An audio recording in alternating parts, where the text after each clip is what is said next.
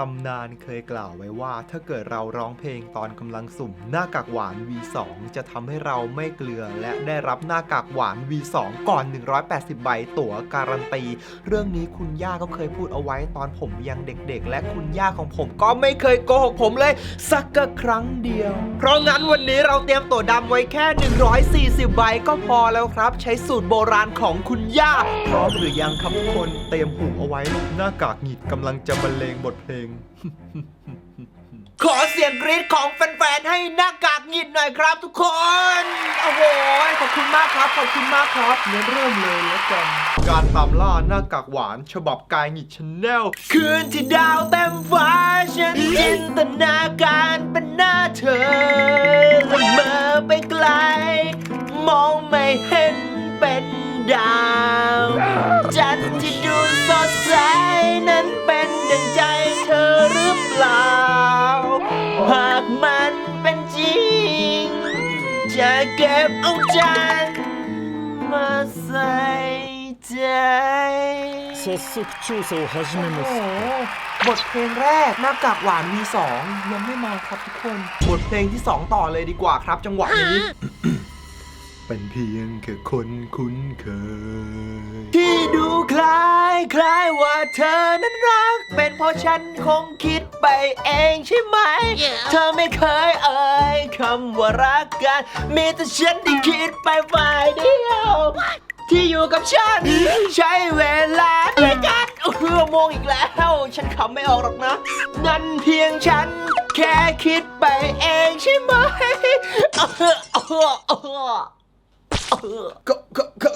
ความเกลือนี้เหมือนจะไม่ได้คิดไปเองนะครับแต่นี่เพิ่งเริ่มต้นใบที่50ครับต่อไปจะเป็นบทเพลงที่ผมร้องบ่อยมากๆตอนเด็กๆที่ไปคาราโอเกะกับเพื่อนเธอเจ็บเท่าไรเจ็บกว่าคือฉันและใครคนนั้นต้องเจอมันต้องเจอว้าวเย้มาเฮ้าเหมือนว่ากูจะเจอเกลือมันต้องเจอเจอแล้วครับทุกคนฉันยอมรับแค่ผู้ที่แข็งแกร่งคำพูดนี้俺に切れないものはねえ。อะตอมิกคิซึมโอ้โหไม่เจอหน้ากากหวานครับผมเจอตำนานที่ยังมีลมหายใจอะตอมิกแทนนะครับแถมงูมาอีกตัวบางทีหน้ากากหวาน V2 อาจจะฟังเพลงไทยไม่ออกก็ได้นะครับแบบนี้ต้องบรรเลงเพลงสากลซะหน่อยละ This is a song for the broken hearted เกลือ No silent play for the failed this one And I gonna be just a friend in the crowd You gonna hear my call when I shine around It's my life forever รอทับตีนโอ้โหยังเกลืออีกเหรอวะเนี่ยนี่ขนาดผมใช้เพลงโปรดคุณย่าสมัยสาวๆยังมีได้ผลตำนานเชื่อได้ไหมวะเนี่ย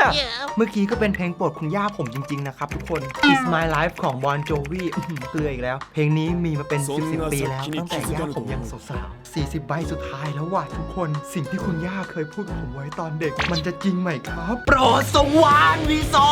มาหาฉันทีอยู่อย่างนี้มันเกลือเกินไปอยากจะรู้ดวงดีมันเป็นเช่นไรมีจริงใช่ไหมว้าว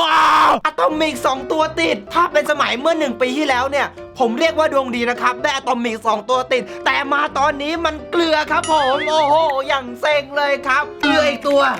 โอ้โหなぜ働かなければいけないのだ。ผมเสียใจว่ะทุกคนผมขอวางไมค์ทองคำคู่ใจของผมนะครับเหมือนบทเพลงผมจะส่งไปไม่ถึงหน้ากากหวาน V2 เกลืออีกแล้ว2 ตัวติด10 ใบสุดท้ายคุณย่าโกหกผมคนราชาอากาศไหนคุณย่าบอกว่าถ้าเราร้องเพลงขณะสุ่มจะได้รับหน้ากากหวาน V2 ก่อนการันตีแต่ก็ยังเหลืออีก40 ครั้งนี่หว่าคุณย่าอาจจะไม่ได้โกหกผมก็ได้ครับทุกคนซื้อเพิ่มอีกแค่40 ใบเรามาจัดแพ็คสุ่มตัวดำกันครับทุกคนนอกจากจะต้องสุ่มตัวละครแล้วยังต้องสุ่มตัวดำอีกนะครับเกมดีเวริโก้จริงๆ209 บาทถ้าดวงดีได้22 ใบป้าบเข้าให้ได้เพชรแค่เอาให้สุดเลยป้าบอันนี้ได้อยู่ครับ700 บาทแล้วนะ66 ใบโอ้ได้14 ใบเอาเกินครับ GM 1,000 บาท22 ใบเฮ้ย 1,200 บาท 55 ใบแบบนี้ค่อยคุยกันได้หน่อยแพ็คต่อไปเริ่มแพงขึ้นเรื่อยๆแล้วครับ 2,100 บาทดวงดีจะได้166ใบเกลือสุดคือพวกนี้ครับฮึเกลือนิดนึงอีก 2,100 บาทเฮ้ยอะไรกันครับเนี่ยดวงดีมันเป็นเช่นไรมีจริงใช่ไหมตอนนี้เราก็มีตั๋วดำ183 ใบแล้วนะครับ อีก 40 ใบเราก็จะได้หน้ากากหวาน V2 การันตีแล้ว ผมยังเชื่อมั่นในคำพูดของคุณย่าอยู่ครับ ใน 40 ใบนี้เราจะได้รับหน้ากากหวาน V2 อย่างแน่นอน หลายบทเพลงที่บรรเลงไปจะต้องส่งไปถึงหน้ากากหวาน V ส่งไปถึงโตแทน30 ใบสุดท้ายครับทุกคนผมเชื่อมั่นในตัวคุณย่าเสมอครับ คุณย่าไม่เคยโกหกผมแจมว้าวน้ำบัดแม่โดนใจได้มาแล้วครับผมหน้ากากหวาน V2 คอมโบความสัมพันธ์กับเมทัลแบนลูกรักผมด้วยได้ก่อน180 ใบตามที่คุณย่ากล่าวไว้เลยครับเกาหัวไป1 ทีสงสัยบทเพลงหน้ากากหงิดทำพี่แกปวดหัว170 ใบได้หน้ากากหวาน V2 ครับผมก่อนตัวการันตีคุณย่าไม่ได้โกหกผมจริงๆด้วยมาขนาดนี้แล้วครับก็จัดอีก10 ใบเอาตัวการันตีไปเลยครับเพื่อนๆก็ลองเอาวิธีนี้ไปใช้กันได้นะครับสูตรคุณย่าของผมไม่กักอยู่แล้วแต่ระวังข้างห้องหรือว่าข้างบ้านด่านะครับโอเคมาเสียทีไปรับตัวการันตีอย่างสบายใจกันดีกว่าครับทุกคนมาแล้วครับมาแล้ว5 เศษเอ้ายังขาดอีก10 รอบนี่แสดงว่าผมได้หน้ากากหวานตั้งแต่160 ใบแรกครับผมยังขาดอีก10 ใบจริงด้วยรักเลยครับคุณย่ารักเลยทุกครั้งที่สุ่มกาชาถ้ามันไม่เกิน180 ใบหัวใจยิ้มออกทุกครั้งรับมาเลยครับกลายเป็น40 เศษเราไปเอาหน้ากากหวาน V2 ของเรายัดใส่โรงฝึกก่อนเลยครับทุกคนเหมือนเดิมครับเฮ้ยหน้ากากหวาน V1 นายไปทำอะไรตรงนั้นน่ะออกมาได้แล้วเพื่อนไปเลยหน้ากากหวาน V2 เลเวล112ทันทีในเวลาอันสั้นเลยนะครับไหนดูซิพลังเริ่มต้นเท่าไหร่เริ่มมา1,900,000เลยนะครับทุกคนถือว่าโคตรเยอะมีคำว่าไร้เทียมทานแบบหล่อเท่ด้วยเป็นวิวัฒนาการร่างที่2นะครับผมก่อนอื่นผมขอดูสปีดเริ่มต้นหน่อยครับว่าเท่าไหร่413ครับผมหน้ากากหวานเป็นตัวที่ต้องเน้นสปีดมากๆเลยนะครับเพราะมันจะบัฟความเร็วให้กับทีมเพราะงั้นการอัพหน้ากากหวานของเราในวันนี้จะเน้นไปที่ค่าสปีดมากที่สุดนะครับอย่างน้อยต้อง 1,100 ครับความเร็วของหน้ากากหวาน V2 กายหงิดแต่ก่อนอื่นขอไปอัพดาวก่อนครับผมไป1 ดาว2 ดาวโอ้โหพลังเด้งเยอะจัด 2,700,000 3 ดาวต่อเลยครับ43,000 ครับผมขอแลกเศษสากลเพิ่มก่อนนะครับคน39 อันพอโอเคมาทุกคนทะยานสู่4 ดาวครับป้า 84,000 นะครับพลังเด้งขึ้นมาเยอะมากๆนี่มาตีบวกให้ไมโครโฟนที่รักของหน้ากากหวาน V2 กันต่อเลยครับและไมโครโฟนทองคำที่รักของกายหงิดนี่ต้องตีบวกไหมครับทุกคนอันนี้เหมือนว่าจะตีบวกสัก100ก็ไม่ทำให้เสียงใสขึ้นนะครับโอเคเรามาตีบวกไมโครโฟนที่รักให้หน้ากากหวาน V2 เลยครับผมตัน113ไปเลยหน้ากากหวานก็เป็นตัวละครที่ต้องเน้นทั้งพลังโจมตีแล้วก็เลือดนะครับที่เด้งมา 34,000 พอยิ่งหวานตีแรงก็จะยิ่งฮิวแรงแล้วก็ไล่ตบแรงขึ้นนะครับเปี้ย2 ดาวไปครับผม13,000 ตราฮีโร่เหมือนจะไม่พอขอยืมของซุปเปอร์ดักชายหน่อยละกันครับเอามาเพื่อนยืมหน่อยนะครับโอเคยัดเลยครับ113พลังเด้งมา120,000ครับทุกคนอัพดาวต่อครับดาวนี่เหมือนจะได้แค่ดาวเดียวก่อนนะครับตอนนี้ทรัพยากรนิวเคลียสเนี่ยหายากมากๆแต่ไม่เป็นไรครับกากหวานเน้นสปีดอยู่แล้วและผมก็เตรียมของความเร็ว4 ชิ้นให้กากหวาน V2 แล้วครับนี่เป็นเลือดความเร็วทุกชิ้นเลยนะครับทุกคนทั้ง4 ชิ้นบวกเลือดกับความเร็วมัน5 ดาวได้ไงครับต้อง6 ดาวสิเดี๋ยวไม่มีแรงวิ่งครับผมพลังบวกมันน้อยนิดนะครับค่าของสปีดมันจะได้พลังน้อยอยู่แล้วครับบวกอีกชิ้นหนึ่งและชิ้นสุดท้ายครับผมไปต่อกันที่การ์ดบัฟครับ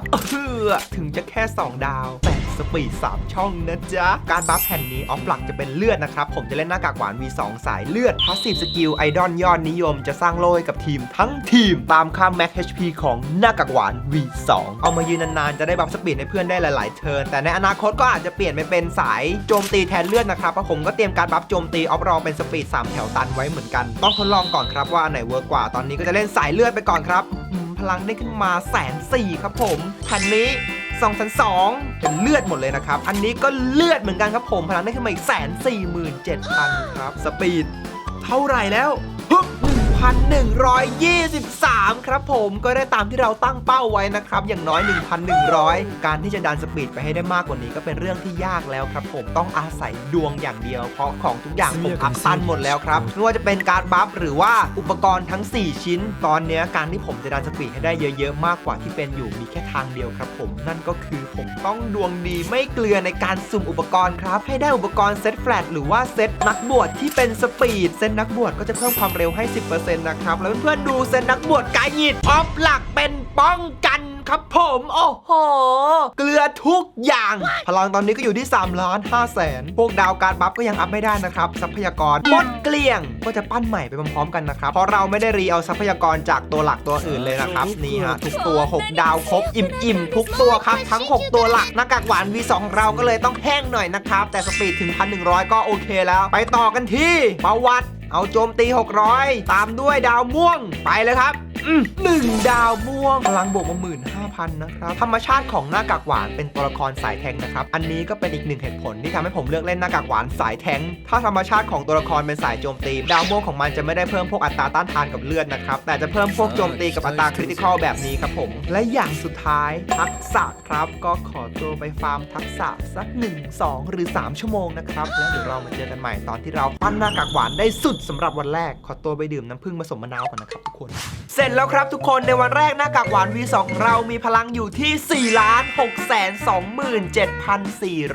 4,627,425 ถ้าเทียบกับตัวที่ผมเคยปั้นก่อนหน้านี้ตัวเลขอาจจะไม่เท่าแต่ก็ถือว่าเยอะมากๆเลยนะครับเพราะว่าเราเน้นอัดสปีดอย่างเดียวแถมไม่ได้โดของใครมาใส่ด้วยแผ่นทักษะก็ใส่แค่เลเวล 4 เลเวล 5 นะครับเลือดอยู่ที่ 4,800,000 เราปั้นให้เป็นตัวซัพพอร์ตตัวแทงชั้นยอดเลยนะครับแค่นี้ผมก็พร้อมที่จะให้หน้ากากหวาน V2 ของผมบรรเลงบทเพลงแห่งความตุยให้กับฝั่งตรงข้ามแล้วต้องขอบคุณสูตรคุณย่าและทุกเพลงที่ผมนำมาร้องในวันนี้ทำให้ผมได้หน้ากากหวาน V2 ภายใน180 ใบทุกสูตรที่ผมใช้ทำให้ผมสุ่มได้ตัวละครภายใน180 ใบตลอดเลยนะครับตั้งแต่หมาเฝ้าบ้านแมนที่เอาตีบี้มากดปั๊บการสุ่มแบบ300 IQ นี่มันดีจริงๆเลยจริงๆแล้วผมก็เป็นคนร้องเพลงเพราะมากนะครับแต่อันนี้เรียกว่าร้องแบบหลบลิขสิทธิ์ไม่ใช่นะครับอันนี้คือร้องเต็มที่แล้วได้แค่นี้วันนี้ขอตัวลาไปก่อนครับถ้าชอบฝากกดไลค์กดติดตามและกดกระดิ่งเพื่อเป็นกำลังใจให้กับการชแนลด้วยนะครับไซโยนาราและใครคนนั้นต้องเจอมันต้องเจอ